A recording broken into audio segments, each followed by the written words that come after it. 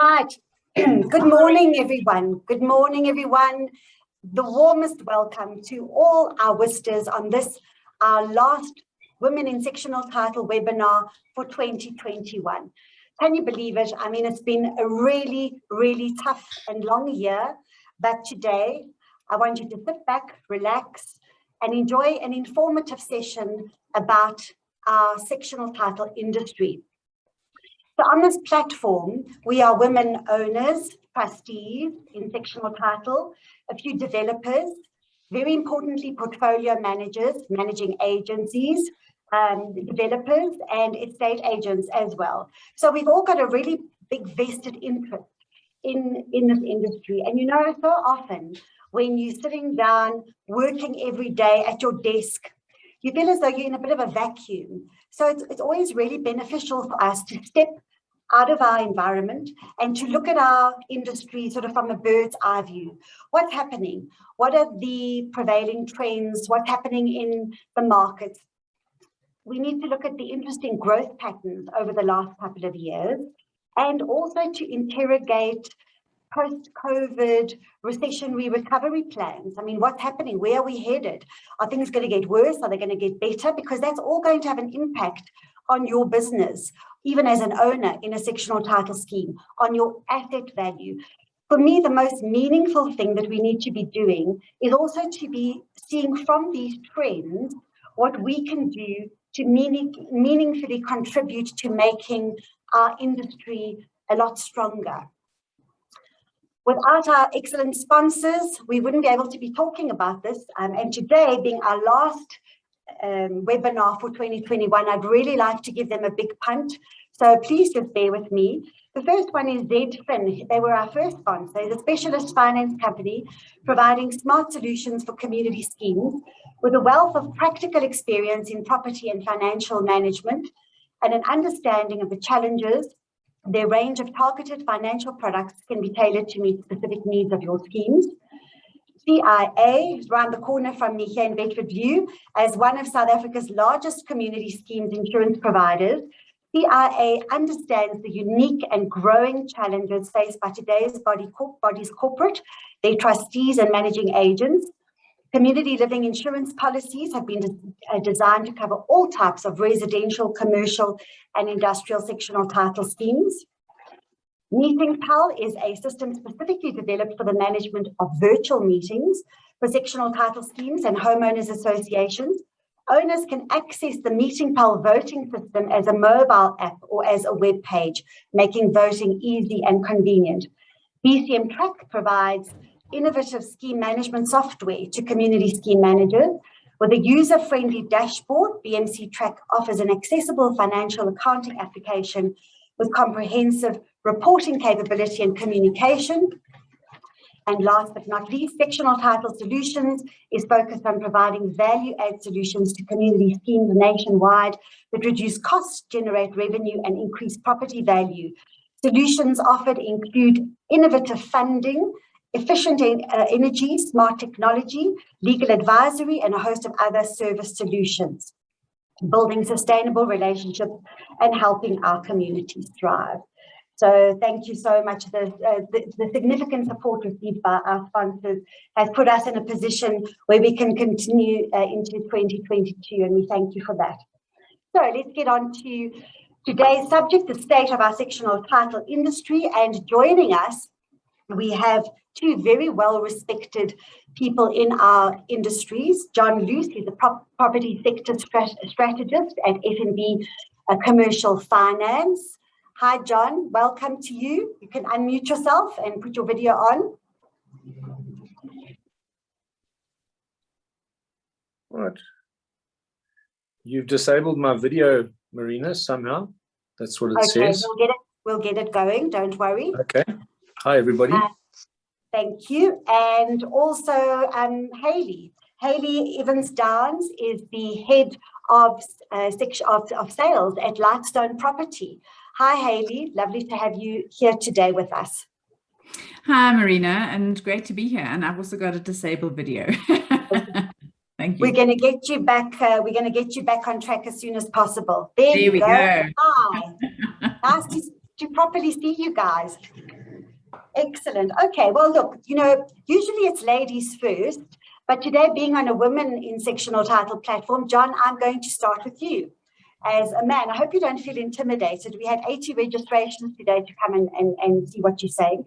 And we have quite a few hundred views of these videos. So yeah, please don't feel intimidated though. Okay. First of all, I'd like you to take us on a journey. Well, let's put a peg in 2015, because before 2015, the sectional title properties were underperforming as compared to freehold properties. And then something happened in 2015 and kind of changed that. Would you take us through that? Well, I wouldn't, I'm not sure. I suppose it depends on how you look at performance, but I'm not clear that 2015 was a change which led to sectional title outperforming. I think it started long before that. I mean, what do you determine as performance? Do we just look at the simple price going up, or what? The reality is that, you know, from the data I've looked at for many, many years, much longer than 2015, sectional title has become a far more popular part of the market. Look, it's not the majority of properties yet, I wouldn't think, but Hayley would probably know the stats better. But in terms of its share of building activity and therefore its share of overall residential stock, it's been increasing quite significantly, probably over more than a decade, 2 decades, 3 decades, you know, quite a long time. It's been becoming increasingly popular. So, you know, performance, then you've got to look at how much gets built. It might not always overperform in terms of price growth because there's more supply coming on. You know, price growth is about demand versus supply, and sectional title has probably had far bigger supply growth, I would think, over the last 2 decades or so than full title. So I think sectional title's probably been overall outperforming or becoming more the flavor of the month for good many years, beyond 2015. That would be my take on it. And what about 2020? Because we've seen a sort of renewed rising trend after 2020 in respect of the sales of sectional title after the lockdown. Future of property looks like it's the growth part of it is in that sectional title sector. Would you agree with that? Well, I think the long-term growth is in it.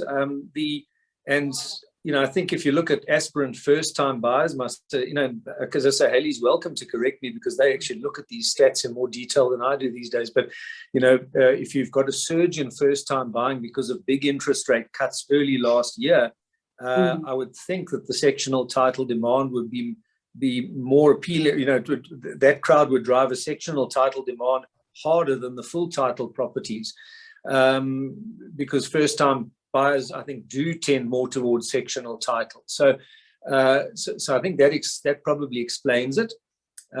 What went down was the rental side of the market. The aspirant buyers moved out of rental, or you know, portion of them, to take advantage of the lower interest rates and went home buying. So the home buying part of the market was very strong. But the rental part of the market's not the case. The rental markets had a tough time. I think going forward that gets reversed or sort of balanced out a bit. Interest rates are starting to rise now. That takes that dampens first-time buyer demand, I think, going forward for buying, and probably supports the rental market more. So I don't think you get this big disparity between the buying market and the rental market anymore. I think the two come closer together in 2022. And what's the rate that you're looking at the interest rate increases? Do you think we're going to see a big jump soon? No. We don't believe that.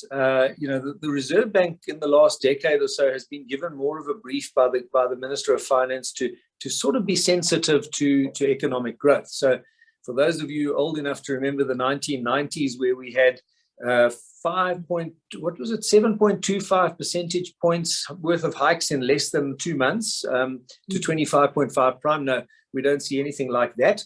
The Reserve Bank has become far more gradual in their approach these days, and I think they know how fragile this economy is. So we sort of seeing probably 2 rate hikes next year, another 1/4 percentage point in the first half of the year, and another 1/4 percentage point in the second half of the year.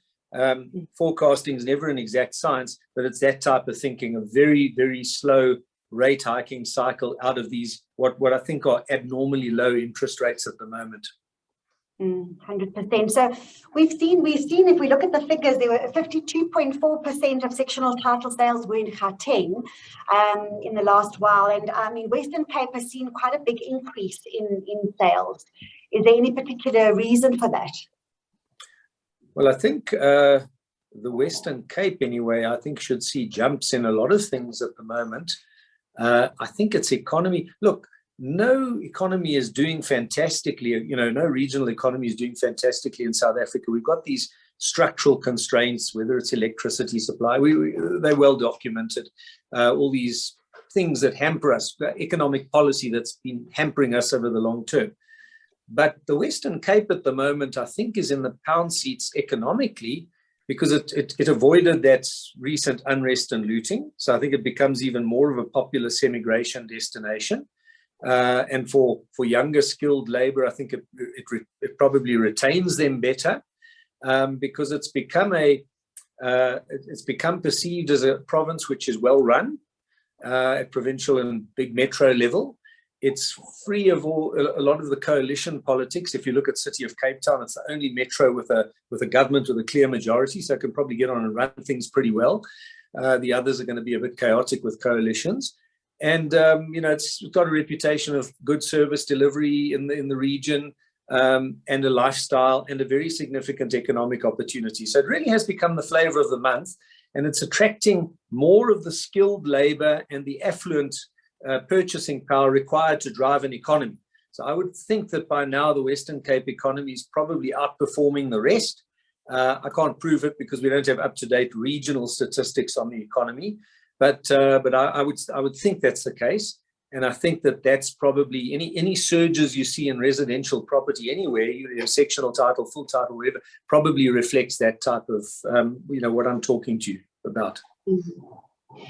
We also deal with quite a few developers in our industry. And I mean, we see you drive around Johannesburg, you see developments going up there in Cape Town. When I visit Cape Town, it looks as though developers are sort of battling for land to get enough land. Do you think the lack of land is cause for concern in certain provinces?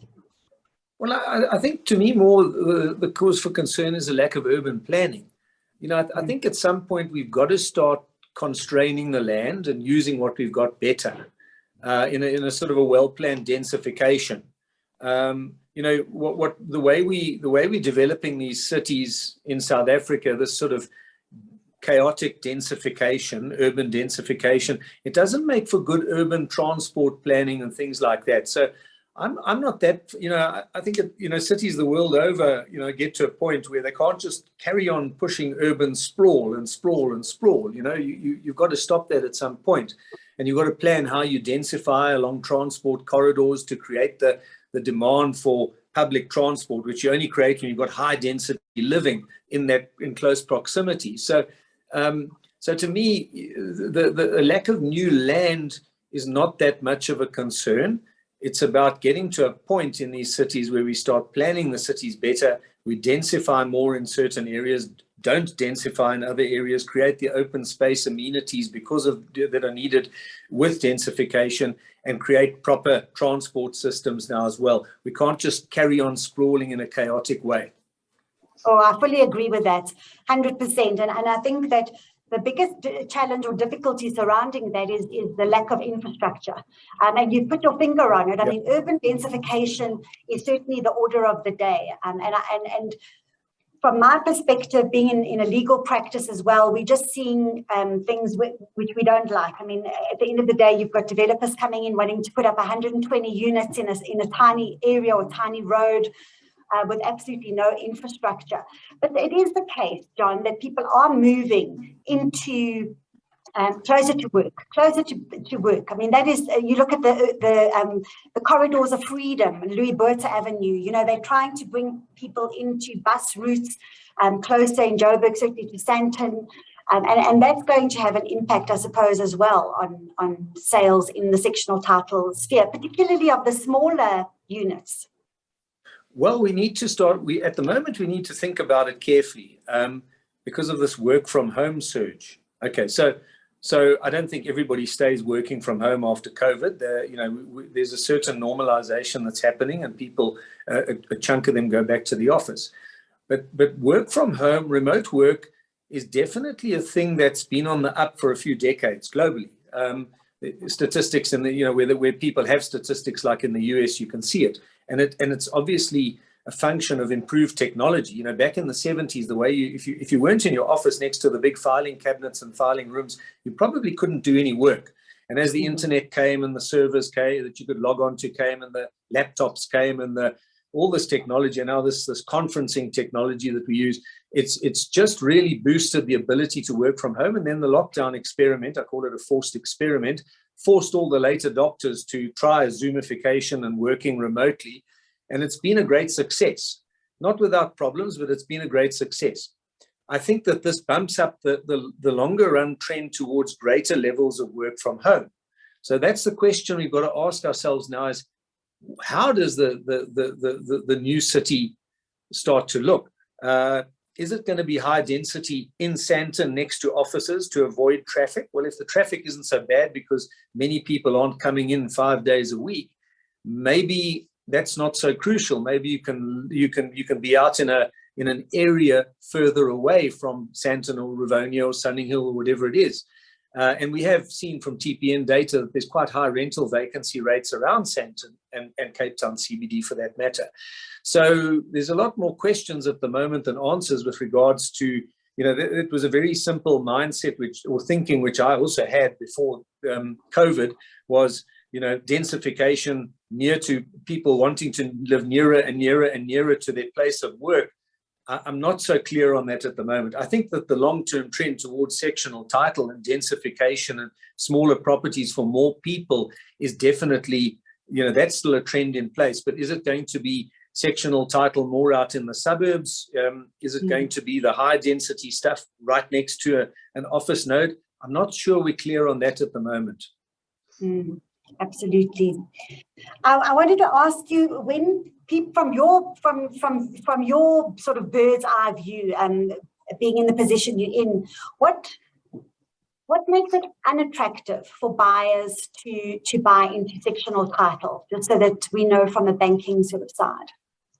Well, yeah, I must just say to the audience, I'm not an expert on sectional title, and some of the legal people would probably know more about this than me. But, I guess look, for a lot of us that are used to more spacious homes, when you move into sectional title, it's generally a higher density, and, I guess your neighbors start to bug you, but that's the nature of densification. It is what it is. You got more stricter rules on, be it pets or whatever the case may be. But okay, you on the other hand, you like often we like the lock up and go sort of aspect of sectional title and the security. I think that's very appealing to people. It's cheaper, it's more cost effective. Often you've got a communal swimming pool which is taken care of, so it's less on maintenance, less on less inconveniences, let's put it that way. It's much more convenient sort of type of living. I guess what the banks would worry about with sectional title is more just the state of the body corporate. That would be, the financial state. That's the big one that always comes up at credit committees. What is it in financially good health? How is it being managed, and so on. So, but I'm speaking very generally now. The specifics of it more, you'd probably want to ask one of your legal people and the experts on sectional title. Yeah, I remember, John, many years ago, in fact, it must have been, I'm giving away my age now, but it must have been 20 years ago when I started in this industry. I went to go and see Stuart Grobelaar, who was the head of the banking industry, and he said to me, the one thing people need to understand is that they need to treat a sectional title complex as they would a business.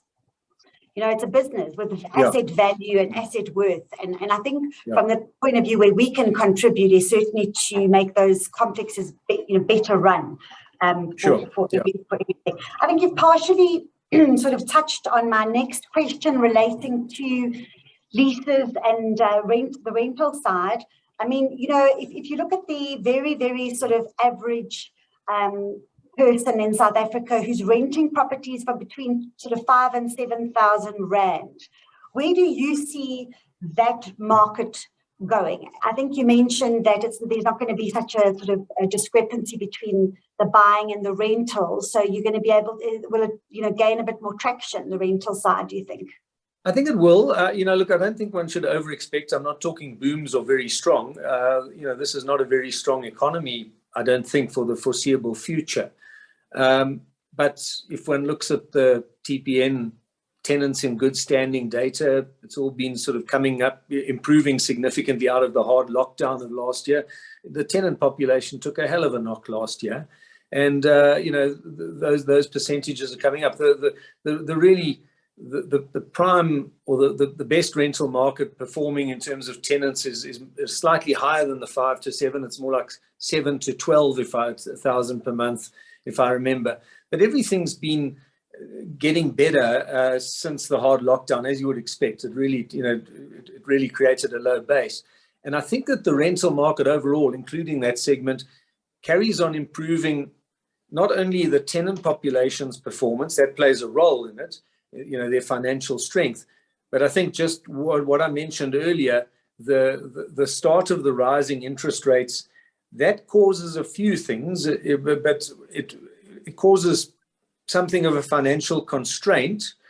And if it's not too severe an interest rate hiking cycle, what it often means is that a young aspirant home buyer will not get into financial pressure, but many will say, well, you know what, let's just hang it out here in the rental market for a bit longer and not buy a property now. Let's see how interest rates pan out.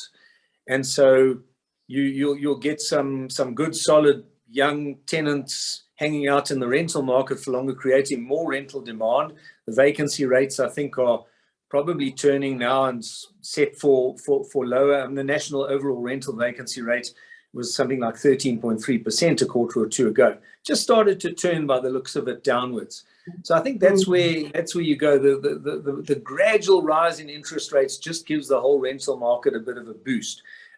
Obviously, if interest rates were to surprise us and go up too rapidly, then they knock the rental market and the buying market. But in this case of moderate rate hiking, it can just slow the buying market down a bit and boost the rental market. And hopefully also for office space. I mean, you just have to drive through, and sectional title relates as well to commercial buildings. And you just have to drive through any of the CBDs. All you see is offices to let, empty. Everything looks like sort of like an eerie kind of cowboy country type of scenario. I think it's ghost town. I think that will be the same as residential, I assume. Now, office has got its own problems. Office has got the work from home bump up. I don't think office is going to battle for a good number of years, and we're going to have to do something with quite a bit of office space. In other words, residential conversions or something else. Data centers. There's various ideas being thrown around across the world, but I think the reality is that in the years to come, the office stock as a percentage of total property stock will have to be significantly less. A significantly bigger number of us are going to work from home, either full-time or part-time. Now, that's not everybody. I'm just saying a significantly bigger number.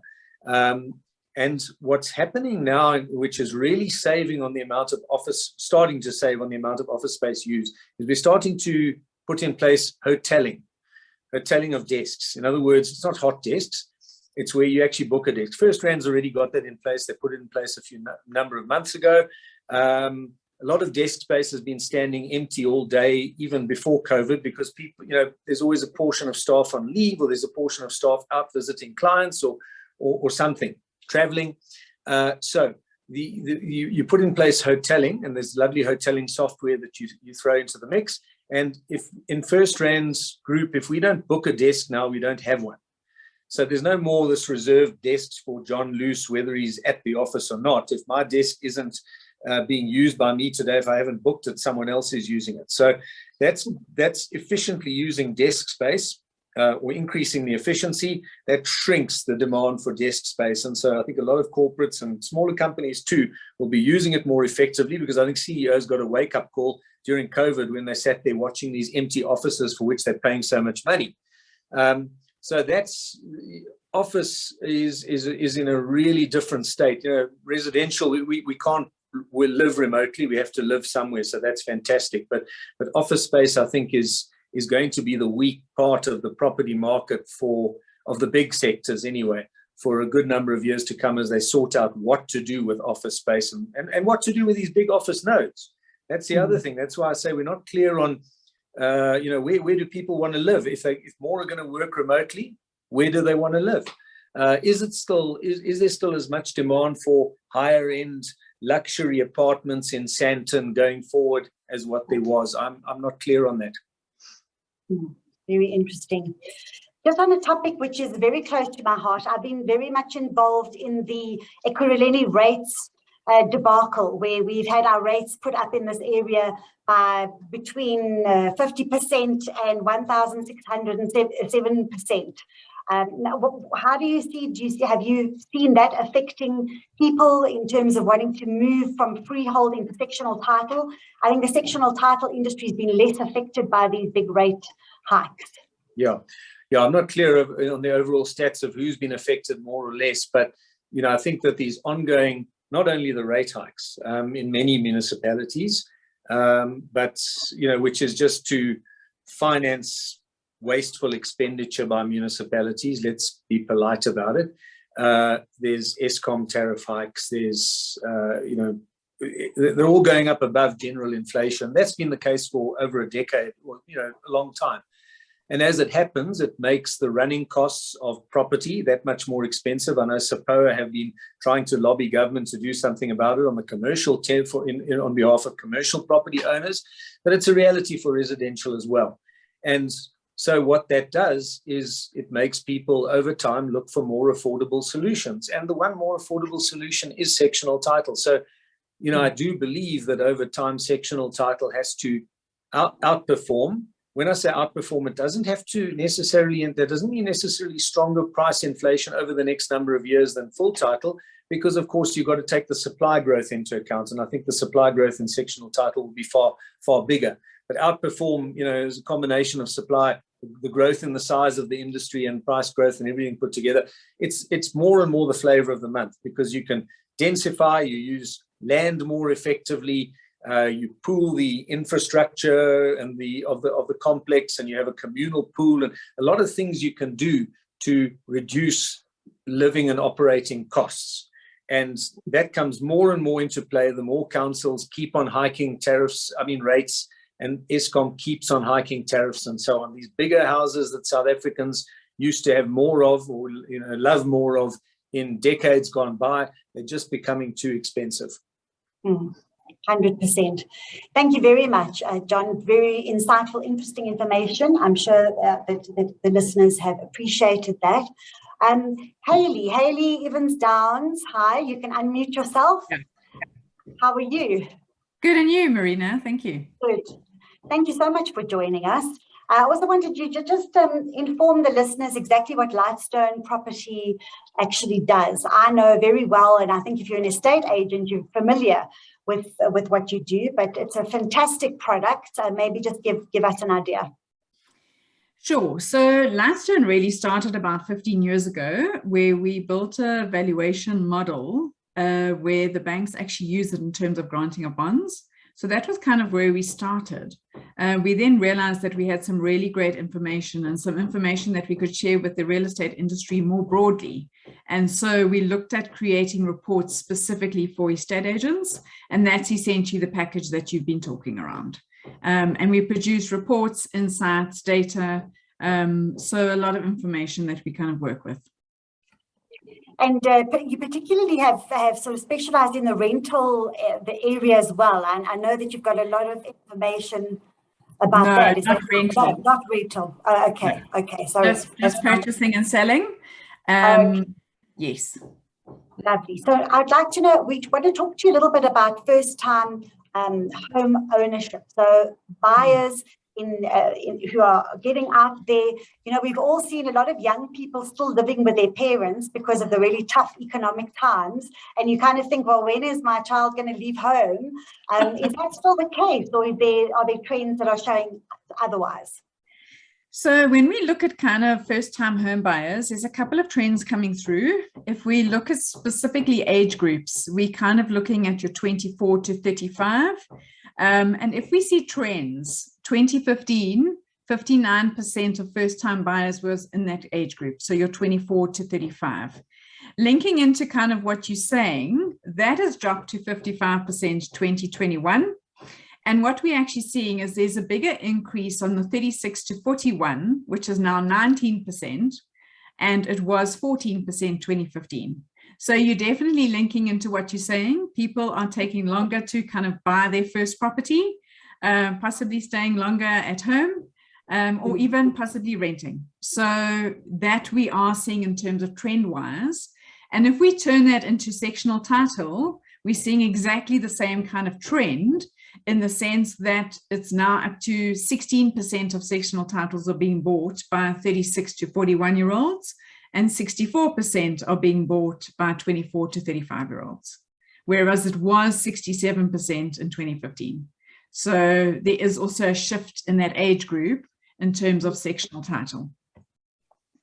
That's interesting. What size units are these first-time home buyers buying? Does it necessarily mean they're buying small little bachelor pads, or have they got bigger aspirations? So generally what we're seeing unit size, we're looking at your 51 to 100 square meters. That is 57% kind of the purchases that we're seeing in sectional title. And that is for 2021. So that's generally the trend. You do obviously get the bigger units, but that is by far obviously the bigger percentage. Just wanted to ask you, from a demographics point of view, what are the demographics? I see that it looks like there's an increase in purchases, young women purchases. Just tell us about that, because that obviously is very interesting to us. Yes. So obviously core to this discussion is women buying property. What we've seen is that's actually been the trend for the last couple of years. And in actual fact, female buyers we've seen are the highest in terms of people buying properties. 2015 as an example, 26% kind of bought sectional title of the sectional title, and 2021 that's up to 30%. Freehold of all properties being bought in 2015, 63% was women buyers, which is now slightly down in 2021 to 56%. Really interesting, and a big majority of that is once again in your age group of 24 to 31. But if we looked at an age group broader in terms of 24 to 30 to 40, 75% are in that age group that are women that are actually buying property. And just looking at kind of what that breaks down to in terms of value, 50% of that is within your 250,000 to 700,000 kind of bracket. So that is definitely your smaller sectional title units. And higher kind of high value is 34%, which is your 700 to 1.5 million, all women buyers. So it's definitely a trend we've seen for the last couple of years, and something that we actually continually focus on. Very nice. And from a transformation point of view, I was told by one of the bond originators the other day that they're seeing a lot of single Black women coming into the market. Yes, we've seen that as well. I don't have the stats here on hand on that, but that's definitely the highest stat in the woman buying is the single Black female. Yeah, and it actually resonates. We were recording a podcast with Private Property yesterday, and one of the ladies who interviewed me was a single Black lady, and she was really fascinated by property and telling me she's already going on to her second and then third property. So that was really heartening to see. Very happy with that. Yes. And let's talk about COVID. How did it affect first-time home buyers? Not only COVID, Hayley, but also deeds office closing and all of that. Did it put people off? I don't think it put people off. If anything, it seemed to just kind of rally the market. We had a phase where obviously the deeds offices were closed. that created a huge backlog of registrations, which was a complete nightmare and took a couple of weeks to kind of work through once we had opened up again. But what we actually saw at the end of kind of the really hard lockdown periods was that the market rallied.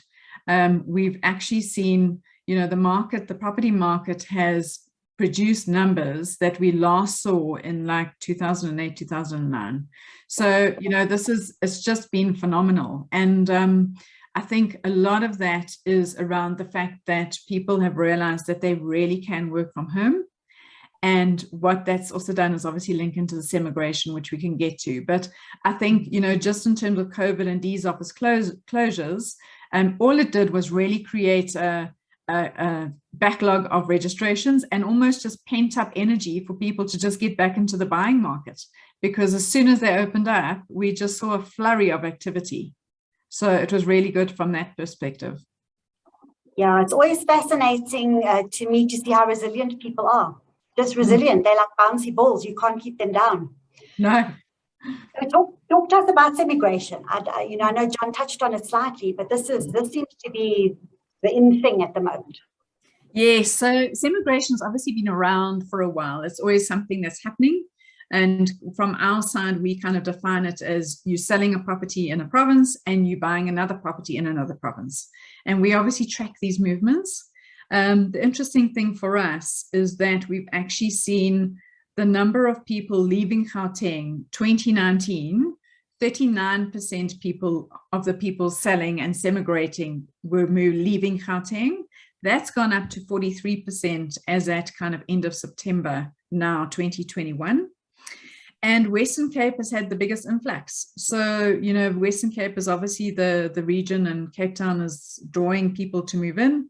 And that's increased from 31% to 35% where people are moving. Majority of people that we see leaving are leaving Pretoria, which is actually quite interesting. And of that, the biggest band in terms of property type is your sectional title.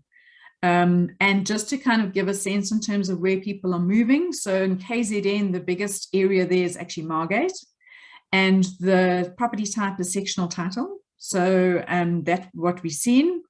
Western Cape, the biggest one there is Mossel Bay, which is really interesting. And the property type is estates. So people are actually moving there into estates. And Milnerton in Cape Town. And they are moving to freehold there, which is also interesting. And then your Eastern Cape is attracting people to PE, freehold, and Jeffreys Bay, freehold majority. And always the interesting antidote to this is the fact that when people move to Western Cape, we generally see what we term as a downgrade, essentially moving into a smaller property that's costing more. And KZN is the opposite for Gauteng. Essentially moving from Gauteng to KZN ends up being an upgrade. You kind of end up moving into a bigger place, less expense. So that's kind of what we've seen in terms of semigration, but it is really interesting. And I'm also comfortable that you share with everybody the presentation I sent you on semigration. So I'm very comfortable that it goes out. Lovely. We will definitely do that. I think, Margate, that's interesting. If you're moving to Margate, I mean, Margate's gone up and down in so many ways. At one stage it was a dwindling interest in Margate, it became a bit shabby. Then all of a sudden you got the developers coming in and looking, and then it went down again. So hopefully it's on the up. My old holidays. That's lovely. Good. All right, the number of sectional title transfers, it looks like the hub has been in Gauteng. I mean, that is really your economic hub. Which areas are experiencing the most sales, Hayley? So at the moment, we're seeing kind of a big jump in terms of volumes of transfers in areas like Linbro Park in Sandton, Riverwalk in Pretoria, Heelwood in Centurion, De Hoovers in Centurion. And this is probably going to be linking very much where areas of development are actually happening. So where there's big sectional title developments that are taking place, we see generally big numbers that are cropping up. Bryanston's ranking 11th, where there's quite a bit of activity happening there as well. And then all the way down to Sunninghill and Sandton. So it's generally Gauteng in the top 20, to be honest, in South Africa. Yeah, you would think that sort of fits in. Thanks so much, Hayley. great info, and I will be sending out the presentation to everybody. We've got a couple of minutes left, so if there's anybody who'd like to ask questions, please, this is now your opportunity.